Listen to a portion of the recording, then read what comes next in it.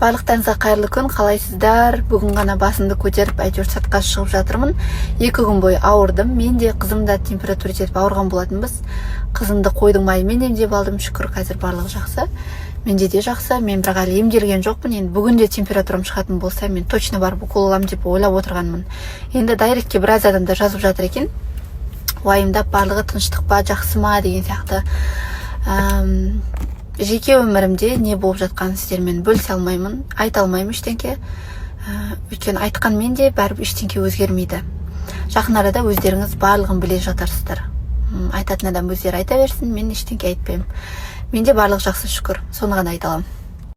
Жеке өміріндегі мәселелермен мен контентті ұмытып бара жатқан сияқтымын. Контентті қолға алу керек.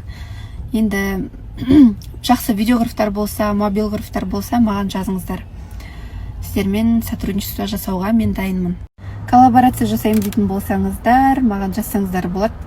Менде түрлі идеялар дайын тұр. Енді видеограф табу керек, мобилграф табу керек, содан кейін түсіріп бастайтын боламын. Маған да өзіме коллабқа адам керек болып жатыр. Блогерлердің арасында болса тіпті жақсы.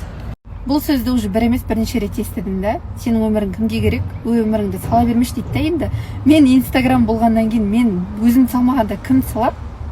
Мен өзімді, баламды, қызымды салмағанда енді басқа кімді салам? Просто даланы түсіріп, бір машинаны түсіріп сала бермеймін ғой, дұрыс па? Мен өмірімде қуанышты жағдайлар болады. Кейде бір әттең дейтін нәрселер болады, соның барлығын салмағанда не істеймін енді? Бұл менің Инстаграмдағы оқырмандарым, бұл менің екінші поддержкам деп айтайыншы. Өзімнің семьямнан бөлек сіздерді екінші отбасым ретінде қабылдағаннан кейін қиын кезде де, қуанышпен де барлығымен бөлсем де сіздермен, сол үшін осылай салам, дұрыс түсініңіздер. Мен ешкімді қинамаймын. Мені қолдап жатсаңыздар, әрине мен сізге рахмет айтамын, мың алғыс сіздерге. Енді қолдамай жатсаңыздар, тоже не істей аламын, мен ештеңе істей алмаймын ғой. Не тамақ мынау? Уха деген. Уха десем, бүкіл теңіздің заттарын бәрін жап беріпті ғой. Атамға кішкене странный екен, иә? Мынандай ешқашан жеп көрмеймін мына. Көргесің ба? Мені көргенсіз болсын. Қалайсың? Қазір шығарамаңдар.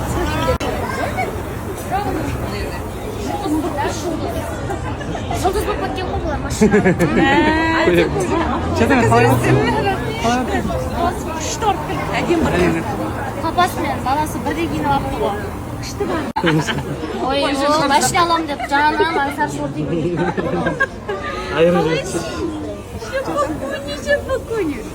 Ал аман есен тойды аяқтап, уф деп отырмын. Қазір енді қаладан тірліктерімді бітіріп келдім. Еще қазір енді бітіп ойланып қарасам, 3-4 жыл бұрынғы Ақбота мен қазіргі Ақботаны салыстырып отырмын да, шүкір деп отырмын. Енді өздеріңіздің көз алдарыңызда көлікте де болдым, биыл міне үйді де аяқтадым, осы үйге кіріп алдым. Тойды да өткіздік, бір жас тұсаукесерінде өткіздік. Енді оның барлығы өздеріңіз білесіздер қаражатқа кеп тіреледі. Бұрын енді өзім нумеролог кісім болатын, сол кісімен консультация алғанда 3-4 жыл шыдаш, көзің жетеді, до конца шыда деген кезде сенбеген едім.